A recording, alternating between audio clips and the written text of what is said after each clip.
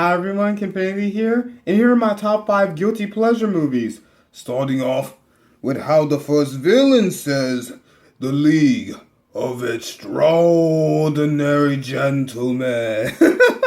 Literally, he's walking up the slowest. "So, you're the League of Extraordinary Gentlemen." It is a lot of fun with how you have Tom Sawyer, Captain Nemo. It's everyone from, classic Victorian stories. Dr. Jekyll, Mr. Hyde, and all led by the Alan Quatermain, played by Sir Sean Connery. Rest in peace, sadly, everything. And it is a lot of fun because they're coming together because of this massive threat that is all around the world. Gotta go to Paris, go to England, right? Venice. I said Venice. But there's so much explaining, like not a lot of exposition, but there's just so much dialogue getting from the Nemo Mobile to Venice. Like there's just so much that they talk about, right? And don't just have even more action. The Invisible Man is literally, it's like almost all of the classic, like supernatural characters, right? Well, Victorian characters. Hey, Tom Sawyer. Get 2 shots and that's supernatural, but all of the, unforgettable Victorian characters. Yeah, it's fun, but there's just so much talking. It is just, yeah. Oh, explode. Yeah. Oh, building chronicles, like, there's so much talking in the mix. I felt like if they showed more, yes, less tell. And had even more of them using their incredible skills. This would literally be extraordinary. He would have to say it like that. So next we have the Batman and Robin. And don't worry, I will not pay for any rewatches with the Bat credit card. But it is cool how it really does go back to the 66 boom. And how, Arnold, he's gotta have everyone chill out, enjoy the party. So I'm gonna love every single reference I'm always going to make. And not being ice-hearted, cold-hearted, but it actually is a cool, premise of how both Poison Ivy and Mr. Freeze wants to stop all of the global interferences, right? By controlling the giant satellite and stuff.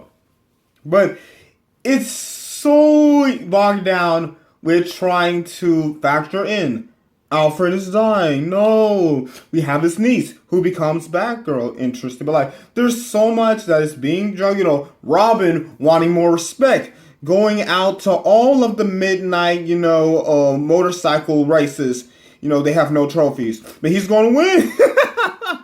There's just so much. And then, of course, got the first Bane. It's so funny because I just, not long ago I talked about, the much more intellectual. Like, this is literally the opposite of the Bane that we got later on, Yeah, so it's so much fun, but there's so much in there, But it is a lot of fun to watch, of course. But yeah, like, if they focused more on how, Mr. Freeze and Poison Ivy has a lot in common, but are opposites, and Bane helping them out. It could have been better if they focused a bit more, And also George, I just feel like he is just charming. How are you? Yeah, I am the one and only owner of Wayne Tech. He's just his regular charming self. I feel like he doesn't really differentiate. Like, he's not really Batman when he's Batman, But he's his charming, Clooney self. But he's not really Batman. That's the thing. Yeah, so it's fun, but change it up. Here is the animal. This is the funniest Rob Snyder, has ever literally looked. Because he becomes one with all of his new animal senses because he's a police officer who gains every unforgettable animal reflex.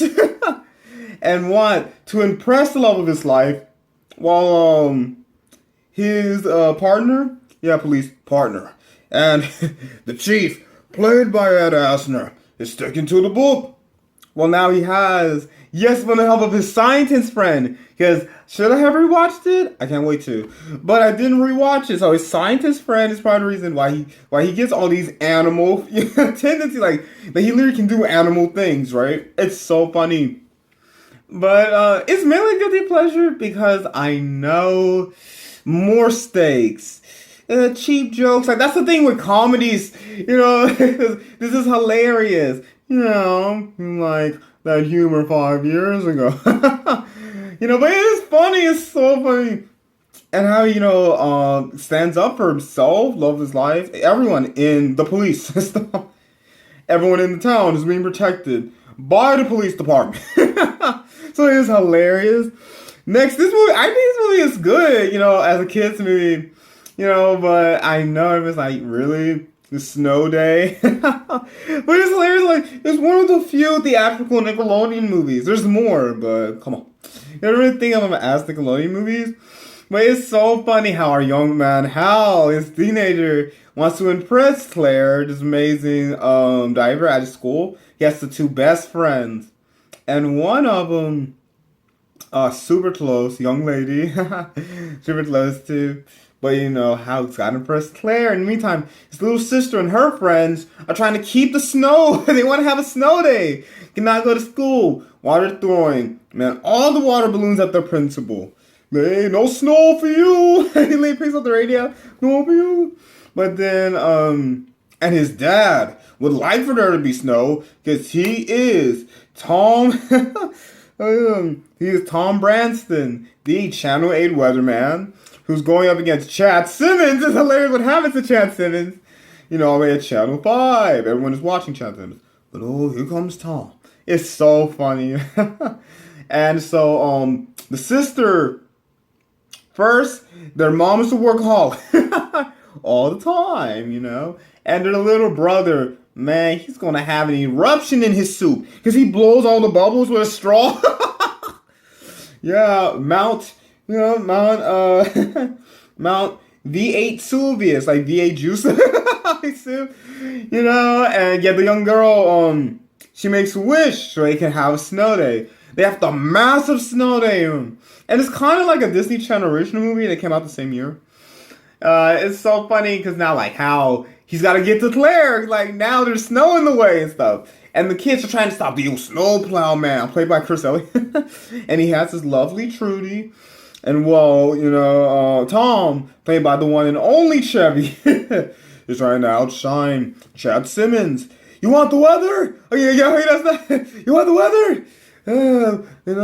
Of our urban New York weather. They live in a New York town. And Hal has to get, because it's so much fun. And here we go. Hal has to stop Claire's, is trying to get back with her boyfriend, Chuck Wagner. Yeah, Claire, I'm all over it. Yeah, come on, just talk to me. Like, he is the dedicated man on campus who has Claire. And he really is, because he is the bully. And he really is the Atom Smash child. Oh, Biff from Back to the Future, specifically Biff. Gary Busey. And he kind of breaks up his words like Danny Zuko. It's so funny. Come on, Claire. It's hilarious. Especially what Claire doesn't do. Yeah. And, so the kids, they are having, they got to stop Snowplow Man. And now Mom, she has to stay home and work. And her son is there. It's so funny. Yeah, the youngest Branson is there. And it's so funny because she's talking to one of her coworkers because she has to work on the computer. And this was back in 2000. It's so funny because snow, like people do, but it's so funny because we're all doing it because of this, gotta be gone. This virus plague thing. So it's cool seeing how back then she was on her computer back in 2000. And her girlfriend and her friend was like, man, they got me checking out all of these. What you need to do is check on your kid. His name is Ralph, the youngest son. He's doing everything, having fun. And because the mom learns a lesson later. Everyone learns a lesson. It's so much fun. But the funniest thing is because they make Tom wear these different costumes. Almost done. And he confronts Chad Simmons while they're at the same ice sculpture event, cover different town events and stuff. And it's revealed because Tom brings up the Heifer Index, and Chad, oh yeah, I know about the Heifer Index, yeah. And there's no here for next, Chad. Done. It was like, what? Because everyone loves Chad Simmons, right? Not for long. Like, can you tell us where this comes from, Chad? Well, of course I can, Tom. You see, the Eskimos, when the cold pressure systems circulate into their atmosphere, turns into what we call snow. And then the kid who made the giant ice sculpture of Chad, he threw a snowball on him, and he yelled at that man, "You're a loser!" I was like, "You're a loser!" He was serious. Look at this little kid, because it was silence, and then just, "You're a loser!" It was so funny. And then how he has this anklet that Claire has to give to her, this big event, But Chuck, he's trying to get his girl back. Yeah, the House of Pain delivers. It's so funny. It really is a fun movie. And I really like it, but I understand. Like, that's the thing with, like, kid movies, comedies. But it's a good movie. But, like, nobody talks about it. So that's part. So really, guilty pleasure for me is, like, either, like, yeah, this isn't good, but I can't stop. Or a movie that I do think is good, that I like, that do think is good, but, like, others don't really like it. That can still be a guilty pleasure, can it? And number one, now these, I have both on DVD. And I thought they were perfect. I think, like, for the fun, Fantastic Four. Both this and Rise of the Super Surfer, you see how I led into it? We're both, fun takes on Marvel's first family. I really like them. Yeah, I love how in the first one, Reed, he's got to get Sue back, from Victor and everything, right? And, Ben, his right-hand man. And Johnny, he got thrills every second in his hall. And then they really become a family. It literally is this becoming a family. And, the way that Ben, because, his wife, that was so sad. If you remember, because his wife, this one giant, rock clobbering all the villains. It's clobbering time. Well, excuse me. Well, they have to use that in the new movie. In the new movie, and they got to use it in the cinematic universe. Yeah, but it really is a good, because we do get Sue and Reed coming closer together, of course. Johnny, learning to settle down with all of the thrills, and, Ben coming to terms with, hey, he is a hero no matter how he looks. Yeah, literally. So it is a lot of fun, but I understand, like, maybe it's a little too jokey, too cheesy, but I like it. It's fun.